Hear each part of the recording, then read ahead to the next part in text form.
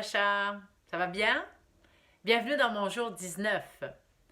Aujourd'hui, je vais te parler d'argent. En fait, je ne vais pas te dire comment faire plus d'argent ou comment devenir riche et millionnaire, non. Mais je vais pouvoir te partager quelques notions pour éviter que ton stress financier, ta peur de manquer d'argent, ta relation avec l'argent te nuisent et t'empêchent de réaliser ce que tu veux, puis de faire des changements, puis d'aller jusqu'au bout de tes objectifs. Parce que, l'air de rien, c'est réellement notre relation avec l'argent, notre stress financier, qui fait que l'argent est un frein épouvantable à tout changement qu'on veut faire ou recherche de mieux-être qu'on veut faire en soi.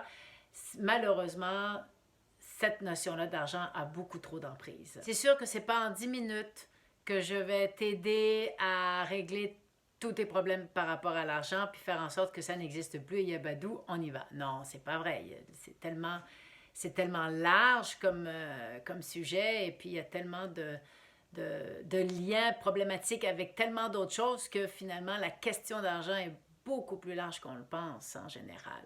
L'impact que l'argent a sur notre vie, elle est énorme. Hein? Donc là-dessus, je vais juste aborder aujourd'hui ta tolérance au risque. Et à partir de ce moment-là, ça va être plus pour pouvoir te guider à mettre en place des éléments qui vont être en fonction de toi, tes propres capacités, non pas les capacités des autres. Mais avant de continuer sur ce sujet de l'argent, j'aimerais vraiment remercier Gina de m'avoir laissé mon premier commentaire de quelqu'un que je ne connais pas et qui est intéressé par mon défi Genix. Alors là, merci Gina, c'est vraiment sympathique de ta part de m'avoir laissé un beau commentaire aussi. Pour un premier, il est vraiment bien, donc merci, c'est très encourageant.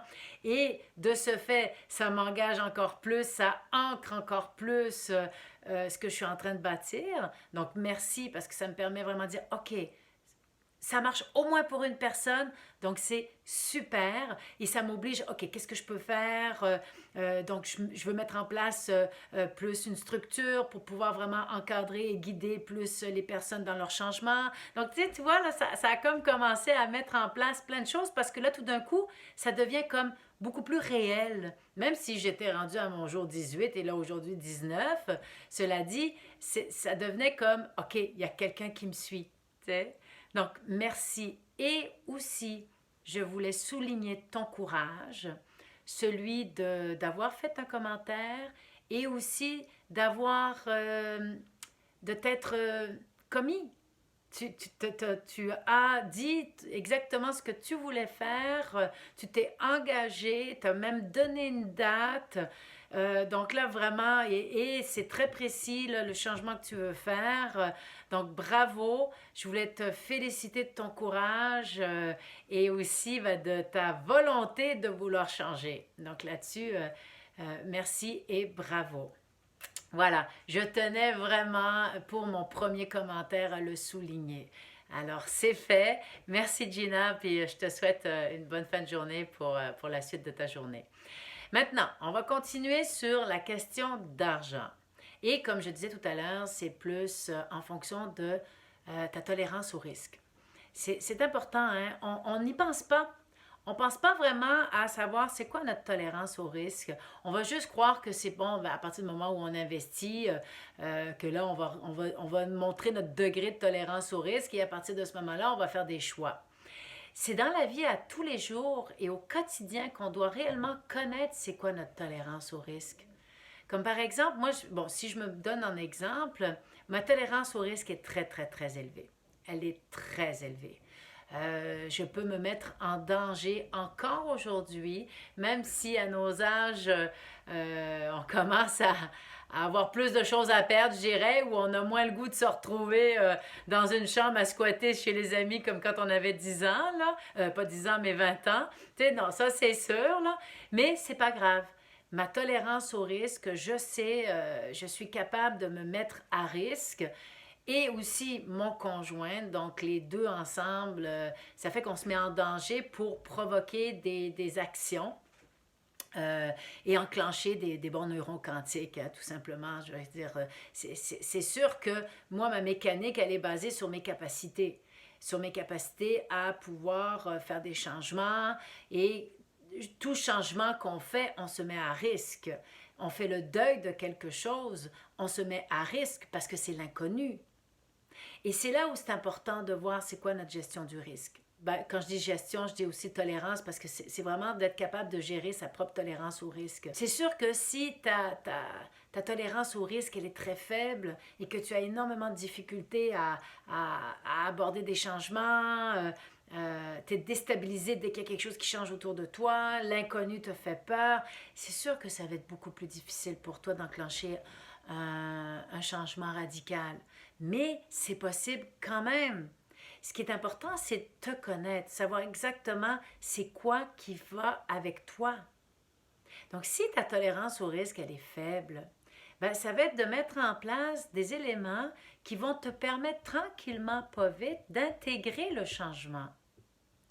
Puis c'est comme on a souvent tendance à dire sortir de sa zone de confort pour réussir à faire des changements, des choses comme ça. Moi, j'aime pas trop dire sortir de sa zone de confort parce que l'ego, il est puissant.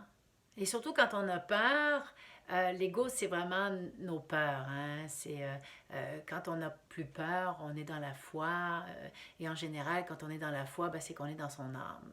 Quand je parle de foi, je ne parle pas de foi religieuse, je parle de foi spirituelle. Donc, c'est vraiment, on est dans notre âme. L'âme en soi, quand on l'écoute, ne prend aucune décision par rapport à ses peurs, mais juste par rapport à son senti, à son instinct, puis exactement c'est où est-ce qu'on s'en va quand on regarde ça comme ça. Donc c'est sûr que, et alors c'est pour ça que moi j'aime pas dire on sort de sa zone de confort, parce que quand on dit ça, et je le précise, le pouvoir des mots, à quel point c'est important, quand on dit je sors de ma zone de confort, l'ego il a peur. Et là tout de suite il va se braquer. Il va se braquer, puis il va dire non, non, non, je veux pas, je veux pas, je veux pas, puis il va tout faire pour faire en sorte qu'on ne sorte pas de sa zone de confort. Donc, si en plus ta tolérance au risque, elle est faible, et qu'en plus tu as un langage comme oh non, mon Dieu, j'ai peur de l'inconnu, puis je ne veux pas sortir de ma zone de confort, c'est sûr que ça va être plus difficile. Et que finalement, le changement va te faire peur.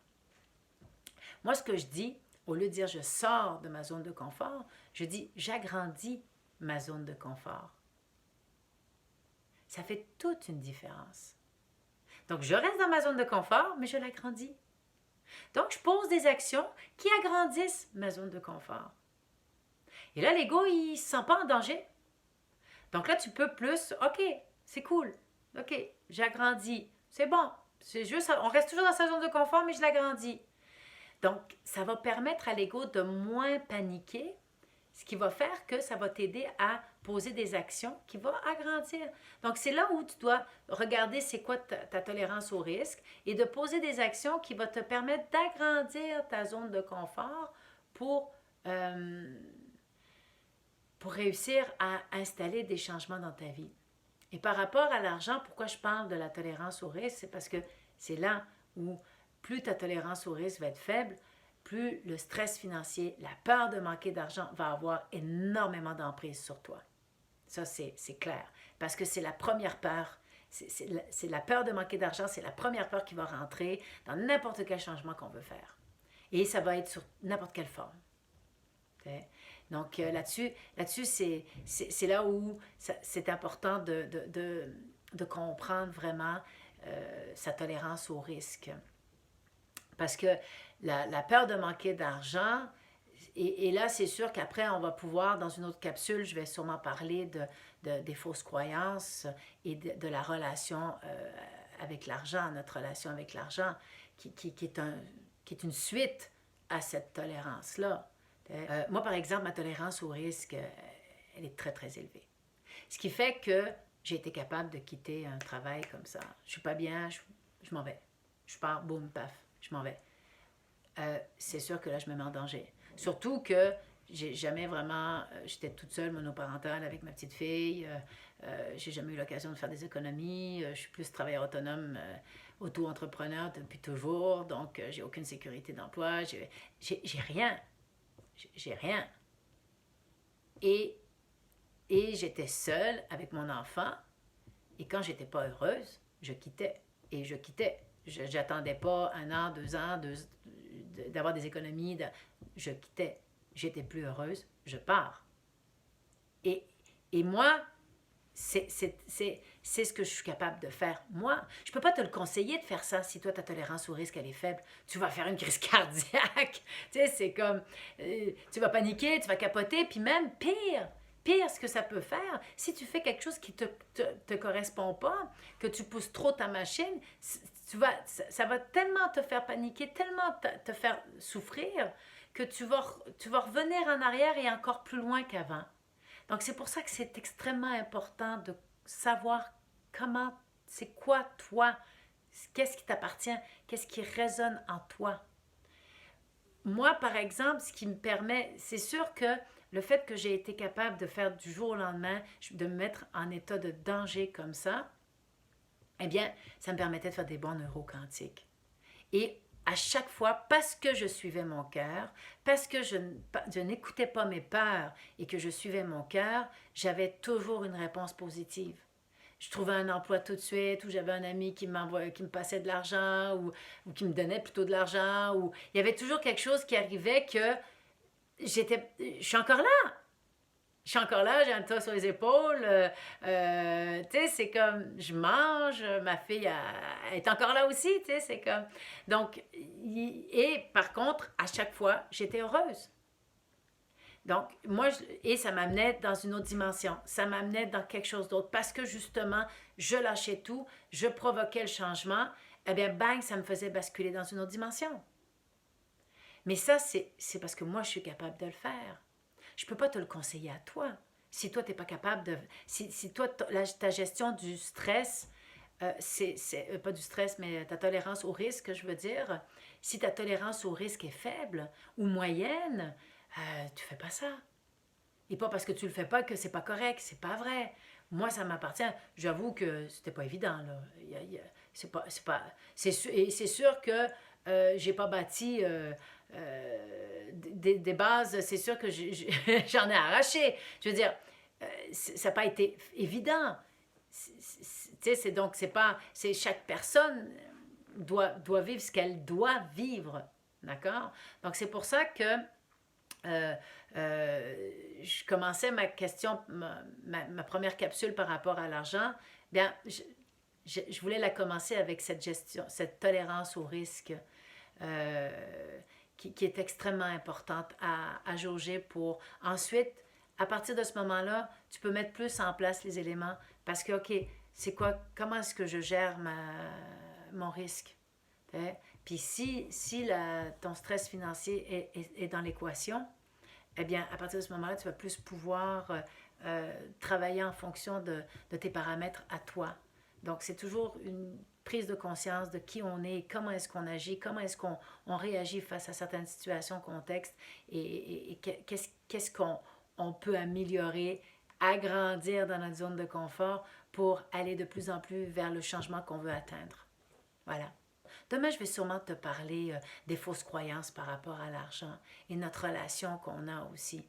Ça pourrait être intéressant à aborder comme sujet pour continuer dans cette lignée de l'argent, de l'impact que l'argent a sur nous par rapport à nos choix et nos décisions de faire des changements dans notre vie. Donc là-dessus, je te laisse. Je te souhaite une bonne fin de journée et on se voit demain pour une autre capsule.